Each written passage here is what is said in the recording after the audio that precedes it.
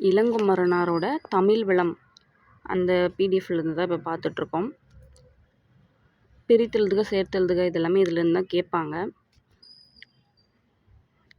Start பண்ணிடலாம். First அகம். அகம் அப்படிங்கிறதுக்கு என்ன சிறப்பு விதி கொடுத்துருக்காங்கன்னு பார்க்கலாமா?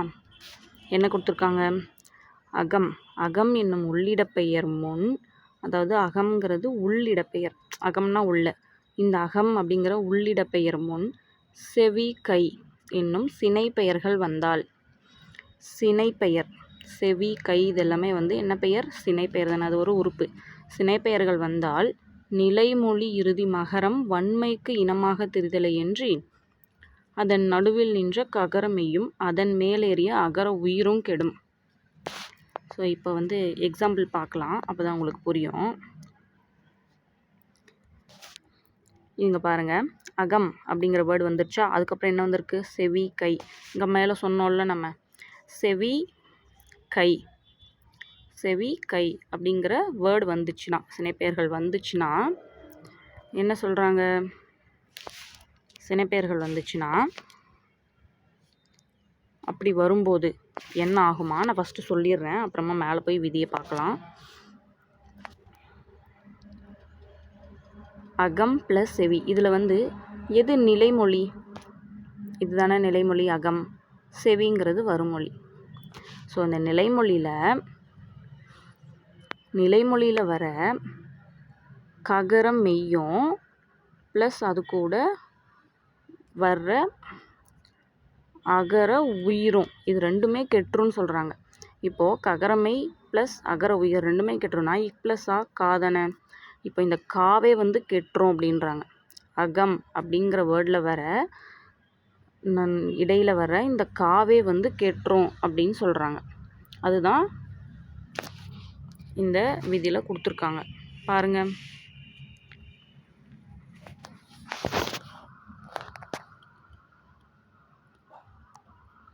அதன் நடுவில் நின்ற அகம். அகம்க்கு நடுவில் என்ன இருக்குது? காதான இருக்குது. அதன் நடுவில் நின்ற ககரமை. ககரமைனா இக்கு. ககரமையும் அதன் மேலேறிய அகரம், அகர உயிரும். இக்கு கூடவே இருக்கிற அந்த அகர உயிரும் கெட்டுரும். அப்போ இக்கு ப்ளஸ் கா. இப்போ புரியுதா? இக்கு ப்ளஸ் கா. ஓகேவா? இப்போ இந்த கா போயிடுச்சு, மீதி என்ன வரும்னு பாருங்கள். அம் ப்ளஸ் செவி. ஓகேவா? இப்போ அம் ப்ளஸ் செவின்னு வந்திருக்கா? இப்போ இதில் இன்னொன்று சொல்கிறாங்க பாருங்கள். இந்த நிலைமொழி இறுதியில் வர்ற மகர மெய், நிலைமொழி இறுதியில் வர்ற இந்த மகர மெய் இந்த வல்லினத்துக்கு இனமாக மாறிடும், இனமாக திரிஞ்சிடும் அப்படின்னு சொல்கிறாங்க. எப்படி தெரியுமா? இந்த வல்லின எழுத்துக்கு இனமாக திரிஞ்சிடும் அப்படின்னு சொல்கிறாங்க. இப்போது இந்த வல்லின எழுத்துக்கு இனம்னா என்ன வரும்? காக்கு இன எழுத்து என்ன?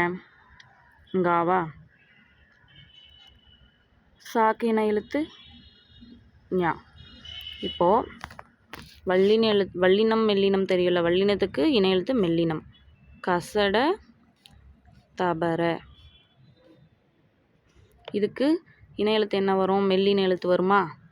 கா ஞா நா நா மா நா. இதுதானே இன எழுத்து. இப்போது சாக்கு இன எழுத்து என்ன வரும்? ஞா. இப்போ இந்த சாக்கு இன எழுத்தான ஞா அங்கே வரும், அதாவது இஞ்சு வரும் அப்படிங்கிறாங்க. இந்த அம் ப்ளஸ் செவி இதில் இந்த இம்மு இஞ்சா மாறிடுங்கிறாங்க. இப்போ இஞ்சா மாறிச்சுன்னா எப்படி வரும் சொல்லுங்கள் பார்க்கலாம்.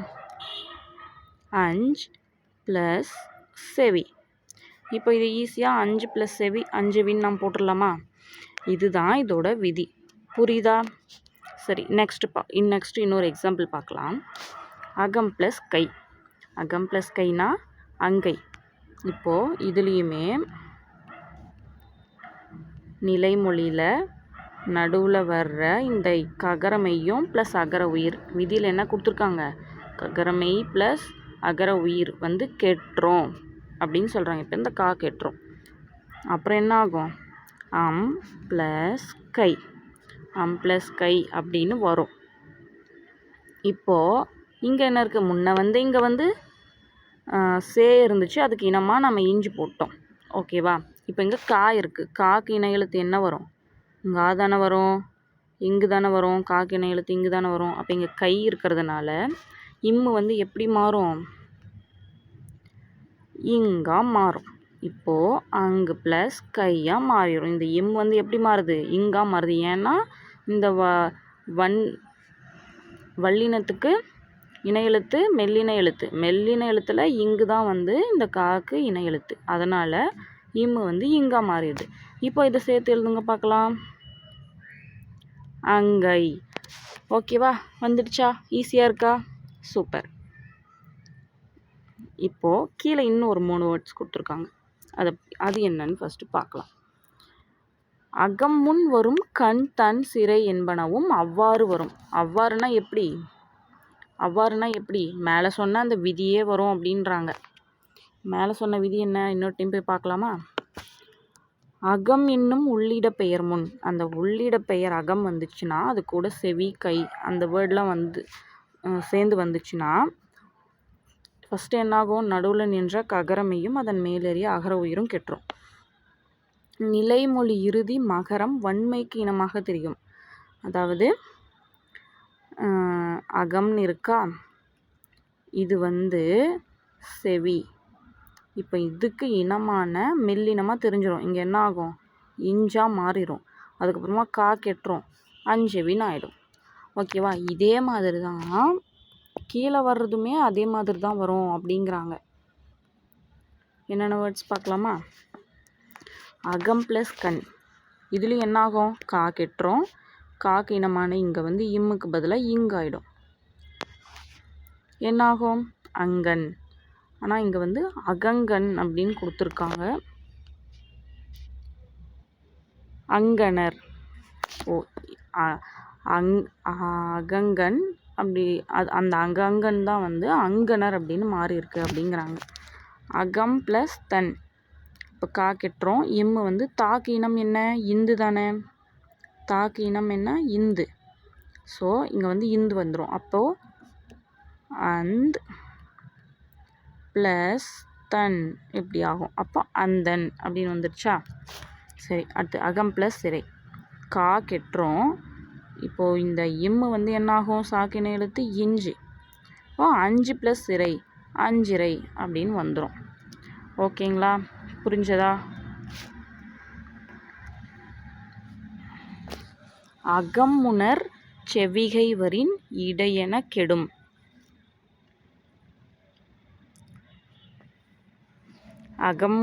அகம் வந்து அதுக்கப்புறம் செவி கை இதெல்லாம் வந்துச்சுன்னா இடையில் இருக்கிறது கெட்டுரும் அப்படின்னு சொல்கிறாங்க. ஓகேவா? இதை தான் நம்ம முன்னையும் பார்த்தோம். ஓகேவா?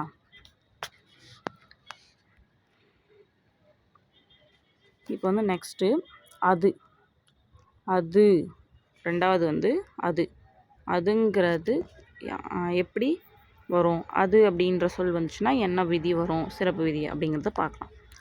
அது என்னும் சுட்டு பெயரின் முன்ன பார்த்தது என்ன பார்த்தோம்? அகம். அது வந்து ஒரு உள்ளிடப்பெயர். அகம்னா உள்ள தானே. அது வந்து ஒரு உள்ளிடப்பெயர். அகம் புறம் இதெல்லாம் இடப்பெயர்னு சொல்லுவாங்க. அகம்ங்கிறது உள்ளிடப்பெயர்.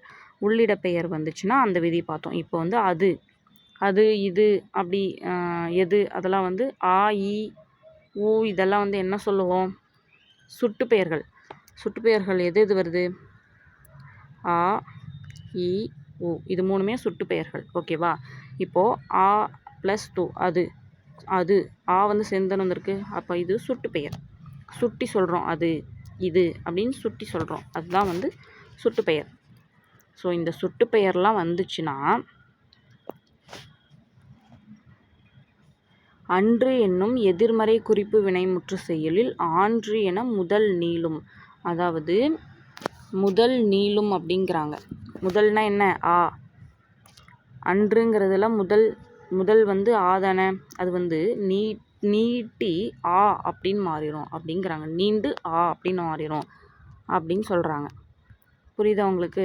அது வந்து அதாவது என்னதான் அது அப்படிங்கிற சுட்டு பெயர் வந்துச்சுன்னா அதுக்கப்புறம் அதுங்கிறது வேர்டு வந்து அதுக்கப்புறம் அன்று அப்படிங்கிற எதிர்மறை குறிப்பு வினைமுற்று வந்துச்சுன்னா, அன்றுங்கிறது எதிர்மறை குறிப்பு வினைமுற்றுன்னு சொல்கிறாங்க.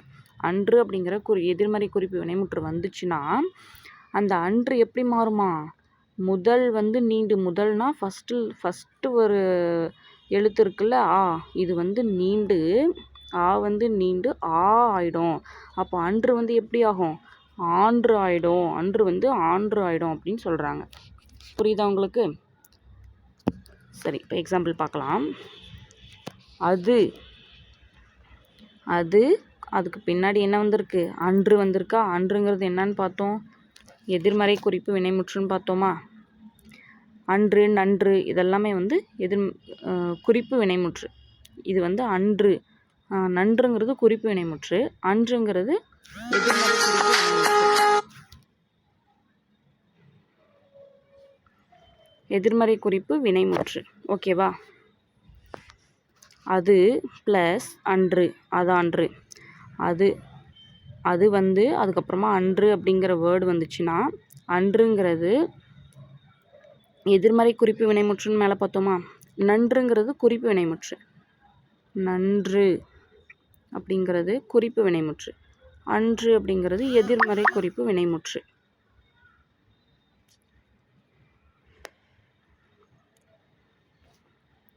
அது ப்ளஸ் அன்று.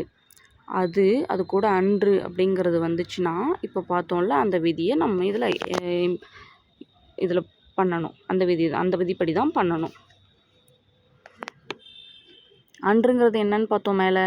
எதிர்மறை குறிப்பு வினைமுற்று. நன்றுங்கிறது என்னன்னு சொல்லுங்கள் பார்க்கலாம். நன்றுனா குறிப்பு வினைமுற்று, அன்றுனா எதிர்மறை குறிப்பு வினைமுற்று. ஓகேவா? இப்போது அது ப்ளஸ் அன்று இப்படி வந்துச்சுன்னா என்னவா மாறும்னு சொன்னாங்க? அது ப்ளஸ் ஆன்று அப்படி மாறும். இப்போ அது ப்ளஸ் ஆன்று ஆயிடுச்சு. அப்போது இது எப்படி வரும்? அதான்று அப்படின்னு வந்துடும். ஓகேவா? அன்று எப்படி மாறும்? ஆன்றா மாறும். இப்போ அது ப்ளஸ் ஆன்று அதான்று.